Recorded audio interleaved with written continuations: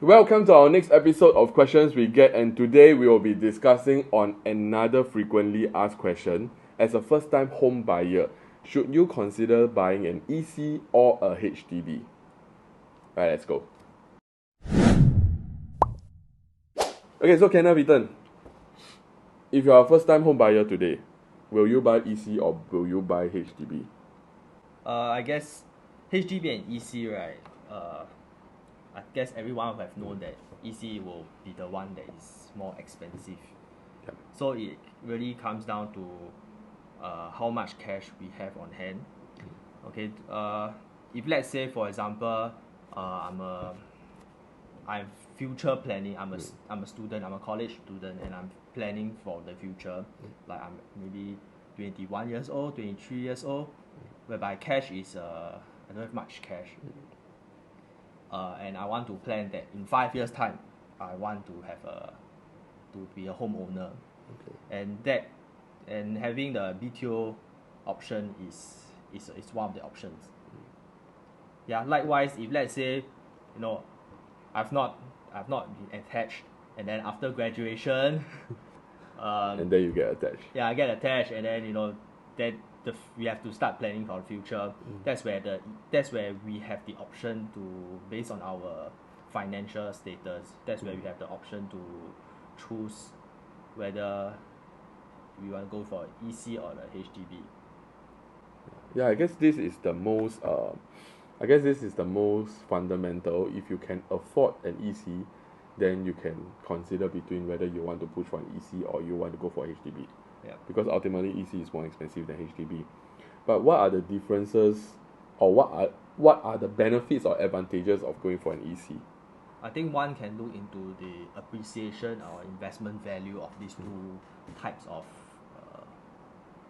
homes. So investment value, we all think that EC can make better investment value, but how true it is, and what is your opinion on that? Okay. For me, I think both has its pros and cons.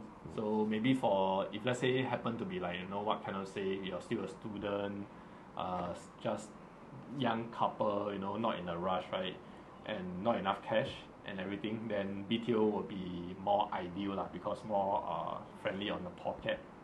Then so far we have done quite a few sales whereby we sold units that just hit a five years minimum occupation period. Then you can see usually the capital gain from the day where they got the BTO until the day they sell in 5 years down the road, right? Usually it's about averaging about 100,000 capital gain for their flat. Across the timeline of about 8 years. Yeah, across the timeline. Yeah. In the past, it used to be 8 years.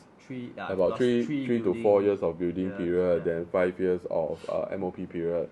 So you are investing your time for this capital appreciation.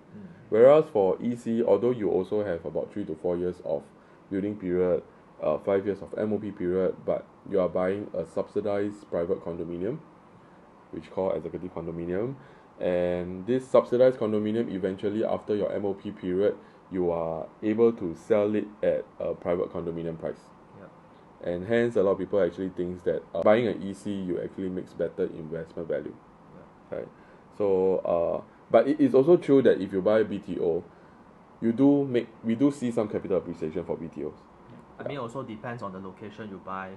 BTOs can be very profitable. Yeah, because sometimes after 8 years, it's become more convenient with more transportation amenities around. Yeah. So that is where the changes happens, and that is where we see BTO have a rise in price. Yeah. Then again, we do see some BTOs from the day they buy the BTO until the day that they MOP and sell the flat, we can see that the profit is not much.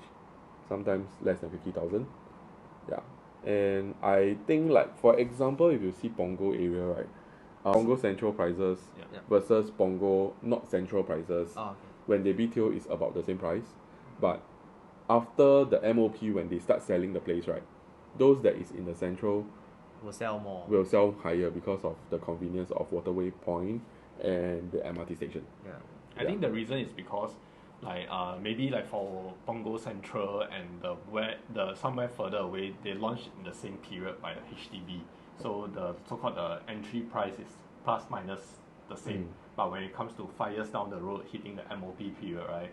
When people start to sell, they will factor in all those amenities, convenience, everything. So enter at the same price, but when start selling after 5 years, right, a lot of external factors coming into play, which affects the resale value once it hits the MOP period. So I think, end of the day, if we talk about capital appreciation, it also depends on the location. And it depends highly on the location. Yeah, it depends highly on the location. I mean, you just look at some of the very good HDB. That's what they call the lottery effect. Pinnacle at Duxton. Pinnacle at Duxton. I think even for Clementi, some of the units down there, I think 5 room, they go up to 1 million. Yeah, and then just last year there's a TOP BTO right at the central, the market area. Yeah.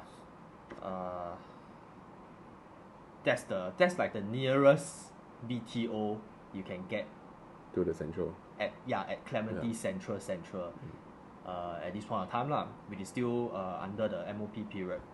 But imagine like after the MOP is up, that's the nearest to the MRT station, and that is like right smack at the central of Clementi Central. Yeah. So for owners who bought there, I mean I've a friend who buys 5 room over there. It costs about 600 plus. For BTO. Yeah.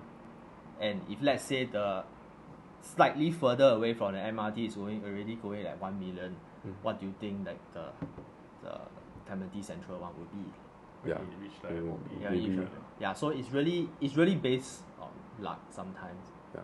So we talk about BTO versus EC, then what about HDB resale versus EC?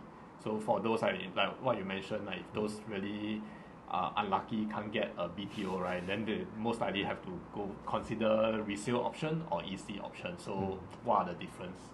What do you think? I think there's one big difference between resale HDB versus EC. One of them is timeline. Because resale, you probably will get your keys in about next 3 months after you found your place. And for EC, you still need to wait about 2 to 3 years, depending on the stage that you bought the EC at. So, before we talk about the prices of these two, the investment aspect. You probably can look at the stage of yourself. Which point are you at? I mean the needs of needs of the buyer yourself. Yourself. So, for example, if you are getting married in the next 1 year, 2 years, or you need a house, like maybe within the next 6 months, then you probably have no other choice but to look at HDB. I think one of the important factors also location. Like if let's say location, right, is really the most important thing, then of course resale HDB has a lot of choices. Yeah, a lot of choices. Like really, you want to stay where, next to MRT, next to this particular NTUC. Yeah.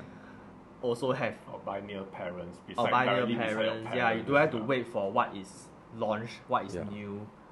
And then sometimes 1 year, one entire year, there's only like maybe this year EC launch is only one or two in a year. Four. This year got more. There's 4 this year, but now the location you like. Correct.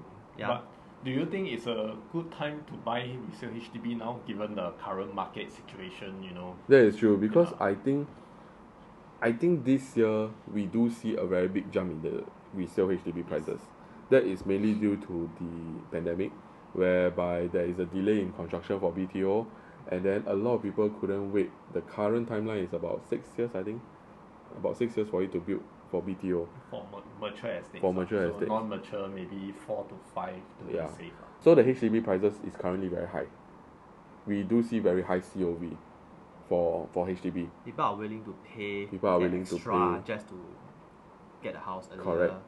Just to get the location they want. So then, if we look at the price of resale HDB in today's market, do you think that it's still investment worthy? So if you look at the chart by HDB, since 2013 onwards, the prices of HDB resale flats has been dropping, and then only on recent past 1 year, recent 14 months, is increasingly it increased in a quite a fast pace. Yeah.